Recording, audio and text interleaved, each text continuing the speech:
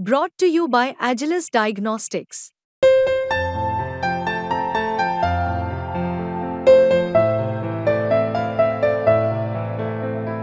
Agilus Diagnostics. भाजपचे ज्येष्ठ नेते अमित शहा यांनी शरद पवार यांच्यावरती टीका केली होती आणि यानंतर पिंपरी चिंचवडमधील अजित पवार गटाचे विद्यमान आणि माजी आमदारांनी खरं तर नाराजी व्यक्त केली होती आणि त्या संदर्भात भाजपला पत्र देखील लिहिलं होतं आणि त्यात त्यांनी त्यांची नाराजी व्यक्त केली होती। परंतु याच संदर्भात शरद पवार गटामध्ये नुकतेच आलेले अजित गव्हाणे असतील किंवा शहराध्यक्ष असतील त्यांच्या तोंडून एक ब्र देखील निघाला नाही आणि या संदर्भात बोलण्यासाठी आपल्यासोबत अजित गव्हाणे आहेत।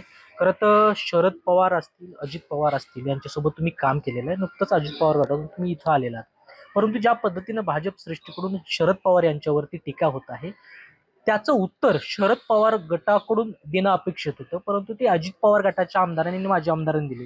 कुठेतरी उदासीनता आहे शरद पवार गटात। मला असं वाटत नाही तुमचा मीडिया लवकर त्यांच्यापर्यंत पोहोचला। दोन्ही आजी माजी आमदार हे पवार साहेबांच्याच तालमीत तयार झालेले, पवार साहेबांच्याच नेतृत्वाखाली त्यांनी काम केलं आणि दादा आणि पवार साहेब यांनी पिंपरी चिंचवड शहरामध्ये पहिल्यापासून लक्ष दिलेलं आहे, त्याच्यामुळं त्यांनी ताबडतोब स्टेटमेंट दिलं। तुम्ही आज माझ्याकडे आल्यामुळे मी तुम्हाला या ठिकाणी त्या संदर्भात खुलासा देतो की परवा जे काही स्टेटमेंट केलं अमित शहा साहेबांनी हे लोकसभेतल्या अपयशाचं, महाराष्ट्रामध्ये जे त्यांना अपयश आलं त्या नैराश्यातनं ते स्टेटमेंट दिलेलं आहे आणि त्यांच्या हे लक्षात आलं की महाराष्ट्राच्या विधानसभेमध्ये या ठिकाणी महाविकास आघाडीचं सरकार येईल आणि म्हणून अशा पद्धतीने पवार साहेबांवरती आरोप करण्याचा त्यांचा हा केविलवाणा प्रयत्न आहे।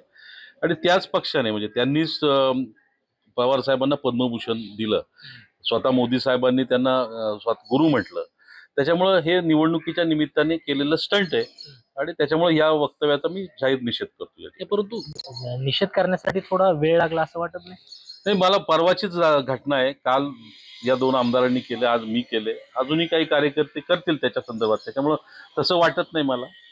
आणि निश्चितपणे महाराष्ट्राची जनता ही जाणते आणि पवार साहेबांचं राज्यातल्या आणि देशातल्या विकासातलं योगदान हे जनतेला माहिती आहे, त्याच्यामुळे ह्या अशा चुकीच्या स्टेटमेंटला कोणी भीक घालणार नाही। परंतु शहराध्यक्षकडून एक पत्रक काढणं गरजेचं होतं वाटतं का तुम्हाला? ते माझे त्यांच्याशी काल या संदर्भात फोनवरती बोलणं झालेलं आहे, ते तुमच्या या येत्या काही मिनिटांमध्ये नक्की तुमच्याशी संपर्क साधतील आणि त्या संदर्भात त्यांची भूमिका मांडतील। परंतु असंच जे महाराष्ट्राचे ज्येष्ठ नेते आहेत ज्यांनी महाराष्ट्र आणि देशात काम केलेलं आहे, गेली 60 वर्ष झालं त्यांचं राजकीय जीवन आहे, अशा ज्येष्ठ नेत्यांवरती भाजपकडून वारंवार टीका होताना दिसत आहे, कितपत योग्य वाटतं हे सगळं? हे महाराष्ट्राची संस्कृती, आपल्या देशाची संस्कृतीला हे निश्चितपणे शोभत नाही अशा प्रकारचं स्टेटमेंट करणं आणि फक्त निवडणुका डोळ्यापुढे ठेवून हे केलेलं स्टेटमेंट आहे, त्याच्यामुळे लोकांच्या लक्षात येते आणि त्यांना असं वाटतं की पवार साहेबांवरती असं बोलल्यानंतर कदाचित